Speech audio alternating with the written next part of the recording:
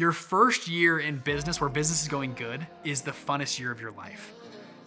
If you're gonna buy my fund, you've gotta buy me out and you have to pay out all the investors. I always have the mantra, if it's a good enough deal, I can find the money. If there's one lesson that I've learned in life is just get in the game and start moving. So my first fund, it was an open-ended vehicle. So there's a little difference between close-ended funds and open-ended funds. So close-ended vehicles will have like a 10-year lifespan, usually 7 to 10 years.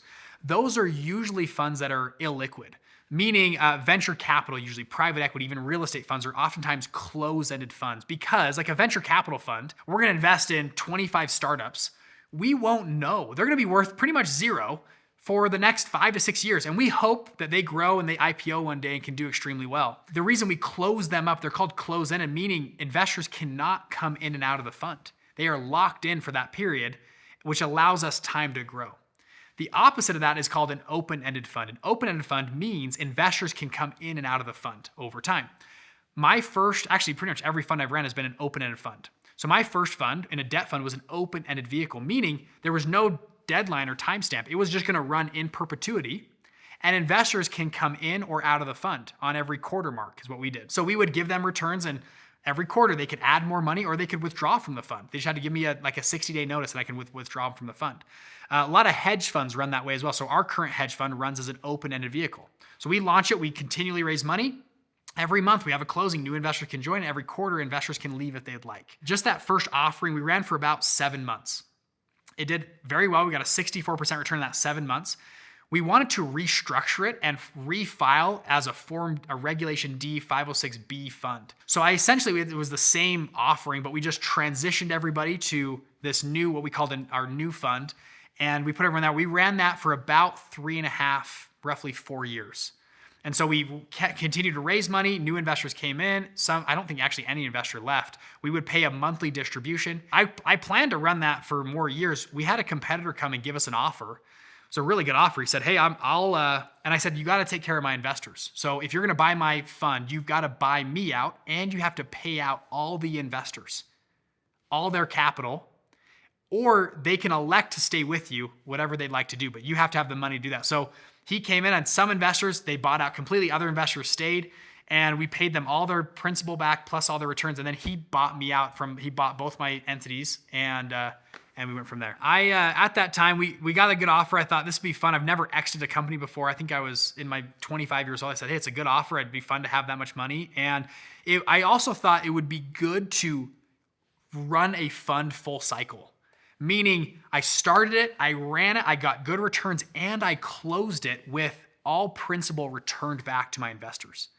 I liked that story of I had ran this thing. It wasn't hopefully gonna do well in the future. Like it had done well. We closed it, we paid everyone back, and I had that as a track record that I could use for future funds that I was gonna launch in the future. So most funds actually don't exit. I sold my fund. It was actually kind of unique. Most funds actually will just launch fund 2 and then fund 3 and then fund 4. They'll run in perpetuity forever. I got a really good offer and I thought this would be cool to exit. We planned it all out.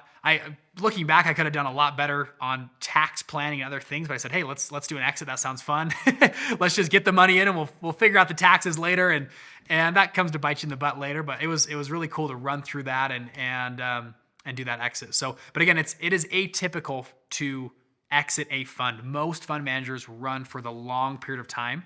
And what they will do is just transition themselves out of the fund. They'll have junior partners, they get promoted, they sell pieces of the fund, but they keep that firm intact for a long period of time. It was fun at 20 something years old to have a cool car and exit a company and have that kind of vibe and feeling. And then what happens typically, and my dad taught me this lesson. He was like, your first year in business where business is going good is the funnest year of your life.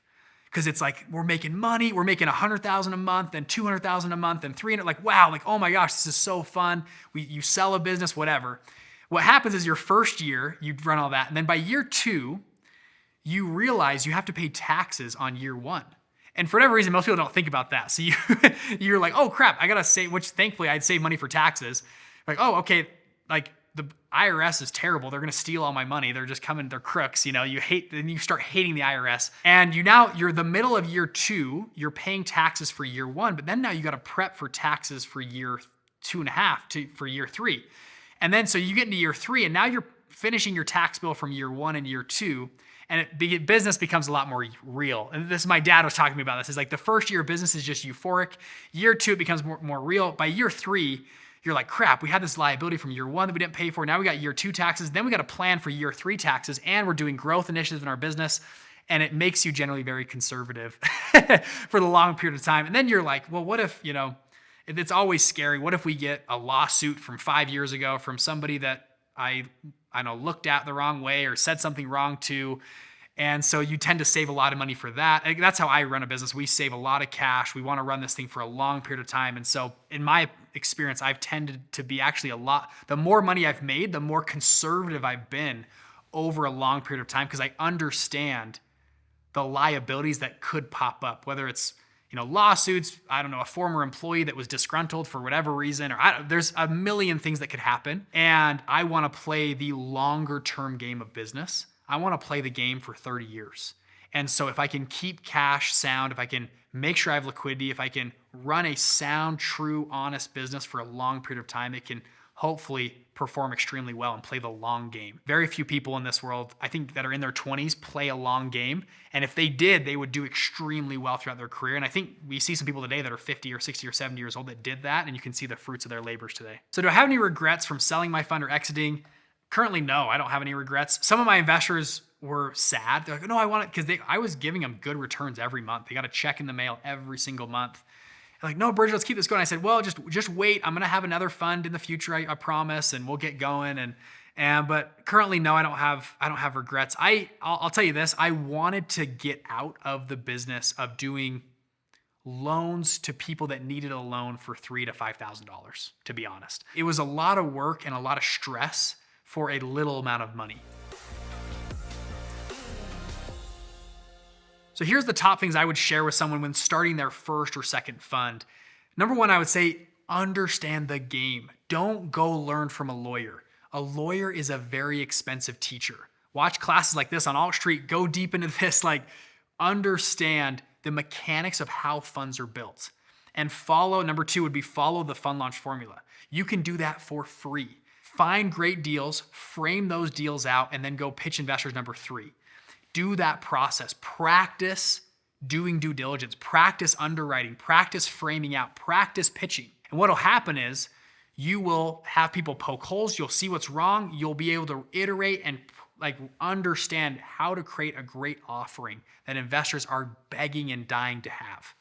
If you can spend the time up front learning those mechanics and actually practicing on real world deals, you can go to websites right now and just practice. I actually did this on a number of funds. Because I ran a debt fund, people knew I had money. I said, hey, I do lending. I lend money out. So people would call me all the time, Bridger, I'm looking for money. And I remember I worked in Silicon Valley at an internship, and I was running my fund at the same time. So I was working at this big firm out in Silicon Valley. I remember I took my lunch break, and these guys had emailed me and said, hey, Bridger, you have a debt fund? I said, yeah. Hey, we're looking for a large loan. Can we hop on a call? And I said, yeah, let's hop on a call. So we hopped on this call. And I knew I wasn't going to do the deal because it was huge. It was like a $7 million loan they needed, which was way huge for me. It was way out of my purview. But I said, yeah, I'll take a phone call. Let's do it. And so I sat on the phone call for 35 minutes as this team of 5 people that were all twice my age. They didn't know my age or what I was. I was just the lender guy. I said, hey, yeah, let's just hear about it. And they walked me through. They were going to buy this piece of land on the strip. They were going to develop in this new casino. And I started to poke holes in their offering. Well, tell me about this. How am I going to collateralize my loan?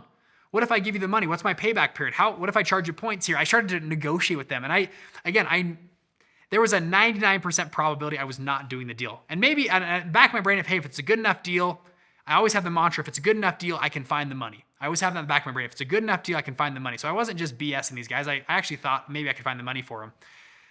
But what happened was at 23 years old, I had a team of 5 really experienced people pitching me on why I should do this deal. And I was negotiating with them. I was trying to get lower, more fees and more whatever, and can I get this angle? Can I get equity on the deal? Can I do this? And I thought of it as a full practice. This is just me practicing negotiating and underwriting a deal. It gave me so much experience. I did calls like that 2 to 3 times a week. People would just come pitch me.